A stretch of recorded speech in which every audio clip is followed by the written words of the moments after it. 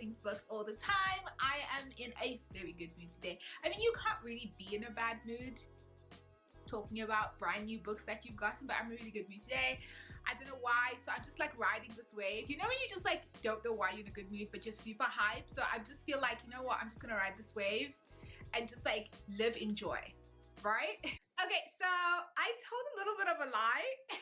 It wasn't really my fault, but I actually kind of lied to you guys. I love how I like posted a last book haul of 2020 and then like 3 weeks later it's like still 2020. Like I still have books. Okay, so I did say that that was my last book haul, but then there was stuff that just arrived, which happens all the time. I think I did tell you guys that there was stuff floating in the Pacific. So these books arrived, so I thought, okay, let me quickly shoot a mini haul video. It's not as big as the last one, but this I am 89% sure is actually the last book haul of 2020. I'm 89% sure that I'm telling the truth this time when I say that these are the last books that I bought this year. Actually, 4 of them my aunt bought for me in Spain. Oh my god, I'm so excited about them because like, oh, I ordered them on Amazon for her to bring back for me because I could not find them in South Africa. So that's why those ones are here, but the other ones I kind of just bought. So okay, let's get started because I'm so excited about all these books. Okay, let's start. Okay guys, so the first book that I am gonna show you in this haul is like my aunt brought it back for me from Spain, and I just, when I opened the bag, I was just like, thank you sis. Like, it is The House in the Cerulean Sea by TJ Klune. I finally have a copy of this book that everybody loved. Like, this is one of those books that like I have not seen a single bad review. Not a single person who did not say that this book was everything. It's queer, it's romance, it's got kids. Everybody says it's like the sweetest, most heartwarming, wholesome book. And that, you know what, I realized like when I was going through my shelf, like I don't have a lot of books that are just wholesome. My stuff either has a lot of drama or a lot of smut. Like, you know what I mean? Like, I'm so glad to have a book that's just, apparently this book is like just heartwarming. And I'm just, I'm so happy to finally have it. The cover, by the way, is absolutely gorgeous. So the reason why I had to get my aunt to get this for me from Spain is because in South Africa to get it, like I think Take a Lot and Loot, it's like 530 Rand or something, 500 and something. And I was just like, I don't have 500 and something Rand to spend on one book. So my aunt got it on Amazon, which I think it was like $14 or something, which is like 280 Rand. It was like 14 pounds, which is like 280 Rand. It's like a huge difference. So that's why I ended up getting this from Spain. But I'm just, I don't know when I'm gonna read this. This is one of those books where I feel like I have to be in the perfect headspace to read it because I want to give it everything. So I don't think this will be a book that I read while I'm reading other books. So it'll probably take me a couple of days. I probably will read this beginning of 2021, but I'm just beyond excited to finally have this book. The other book she brought me is also Disability Visibility, edited by Alice Wong. It's a collection of first-person stories, like essays, I think, by people who live with disabilities. This is a non-fiction book that I've been really interested in this year because the thing I'm trying to do this year, but also for 2021, what I'm trying to do in 2021, and I think this came about after I read the Address book, and I also read, what's the other book that I read that is really interesting to me?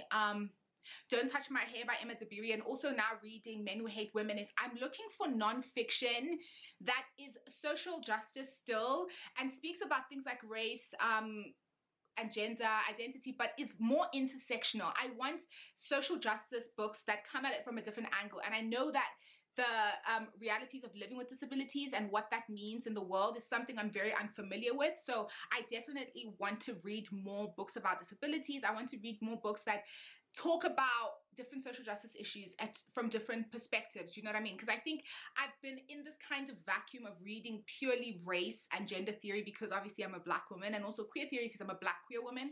But I want to branch out to see other people's perspectives, you know what I mean? Because I feel like we can all learn something, because I don't think anybody knows everything. So Disability Visibility, excited about that one as well. The other book, guys, the other book my aunt brought me is a Bookstagram fave. I literally want to be like Anna Cat. I finally have From Blood and Ash by Jennifer L. Armentrout. Guys, I'm in a group chat on Instagram, like with all like my favorite people on Instagram. We have this group chat where we just basically talk crap all day, but this book, everybody has been talking about it. Like everybody says it's so sexy, it's so smutty. Like it's like the guilty pleasure of my group chat, and I literally could not find it. When I say I couldn't find it, I mean, you know how like House and Cerulean Sea is expensive in South Africa? This one I couldn't even find. It wasn't on Loot, it wasn't on Take-A-Lot, it wasn't on Exclusive Books. I couldn't find it. Then my aunt actually managed to get this for me in Spain. So and she brought it back. So I finally have a copy. Thicker than it's like a thick honey, like it's thicker than I thought it was, but this one definitely scheduled for January 2021. I don't think I have time to read it this year still, but I am so glad that I finally have From Blood and Ash in my hands, because I want to, you know, when you're in a group chat with people and everyone's talking about the same book, it's the same reason why I own now. I also bought Nevernight. It's because my group chat talks about Nevernight all the time, and I'm just like, I need to get on the same page as the rest of the class. It's like when I finished Raybearer, and I was like, oh my god, guys, everyone was just like, yes, sis, we've been telling you to read Raybearer. So I'm finally glad to be on the same page. So this one, I want to get on the same page with the rest of my group chats so that I can be like a part of the chats and whatever. So excited to have that one as well. Then the last book that my aunt bought me, it was the one that I'm really excited about as well, is The Dragons, the Giant, the Women, by a memoir by Wayethu Moore. Wayethu Moore wrote She Would Be King, which is a really, really good African lit book about centering the experience of Liberia. So if you don't know much about Liberia, so she grew up in Liberia, and Liberia's had a lot of inner turmoil, conflicts, civil wars and stuff like that. But also Liberia is an interesting country because it is, how do I explain this? It's basically the country where slaves were expatriated. What's the word I'm looking for? US slaves resettled in Liberia. So it's one of those countries that has such an interesting history.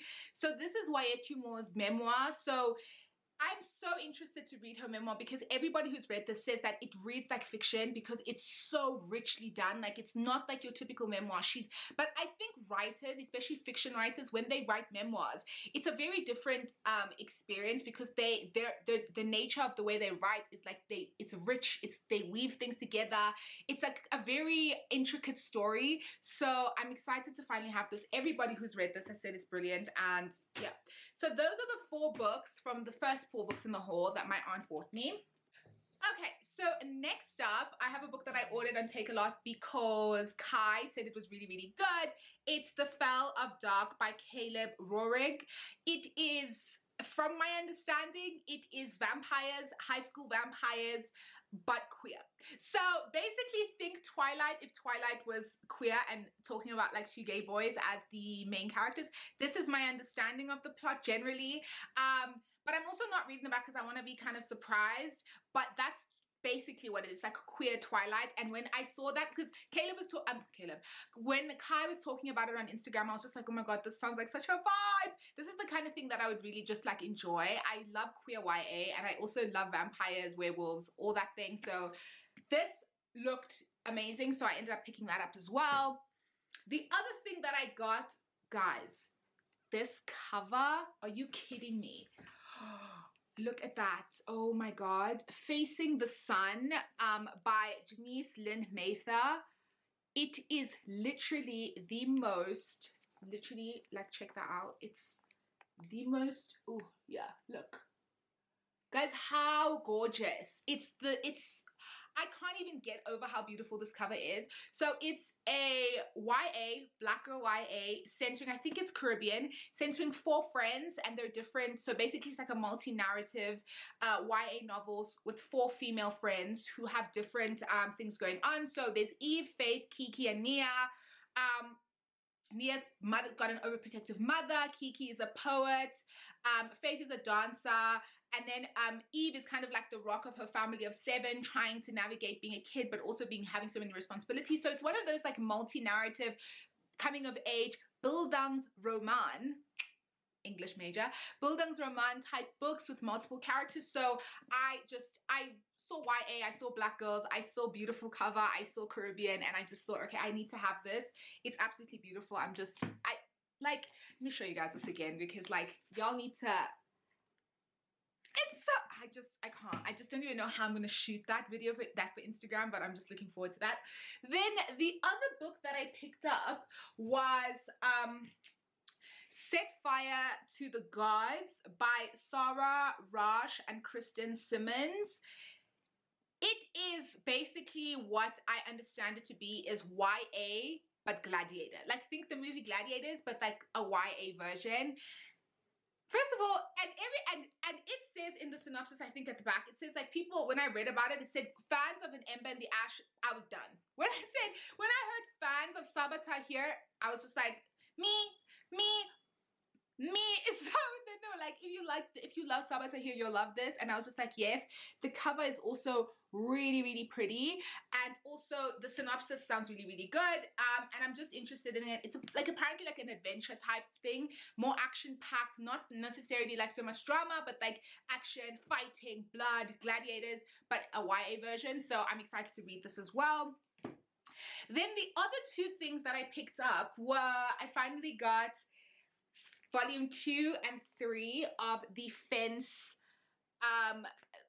graphic novel that I've been reading. So I've got volume 2 and 3. I don't know if you guys can see that properly. Yeah, there. Okay, so volume 2 and 3 of the Fence graphic novel. I really love the first one. Then the other book, it's not really, I didn't really buy this. I got sent this, but oh my god,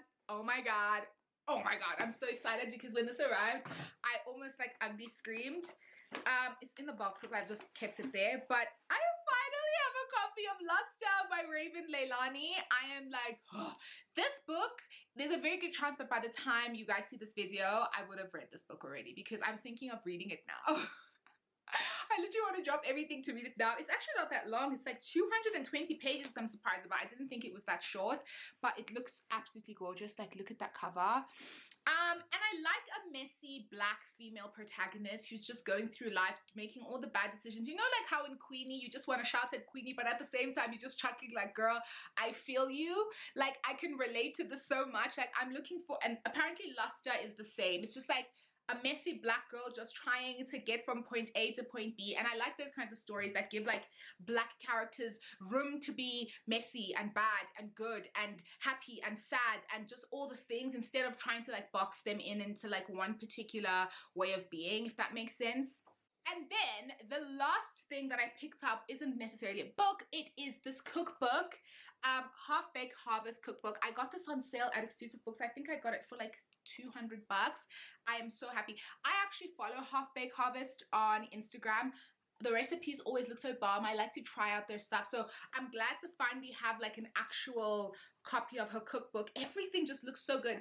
And this thing, what I like about the Half Baked Harvest cookbook and generally her on Instagram, it's like simple stuff that tastes good. It uses fresh ingredients. It uses stuff that you can definitely like just generally pick up, or stuff that you have at home, but fresh new things to put together, you know what I mean? She has like tacos in here and wraps and like acai bowls and different ways to make waffles and like making harissa and like braised pork tamale burrito bowls, like things that you would actually just generally make, but like she gives it a little bit of an extra twist. And those are the kind of cookbooks I like. I don't like cookbooks that have intricate things because I'm really like, I want to be in the kitchen for 30 minutes or less. I'm not trying to be in there for 4 hours trying to slow roast the chicken. Like, it's just not my vibe. So I finally got this cup. So I'm glad to finally have a copy of this. Is there anything else? Let me see. No, actually, that's the end of this. That's the end of the haul. Those are the books that I've gotten. I promise this is the last one for 2020, but probably 2021 I'll hit you with a haul real quick, like in January, real quick.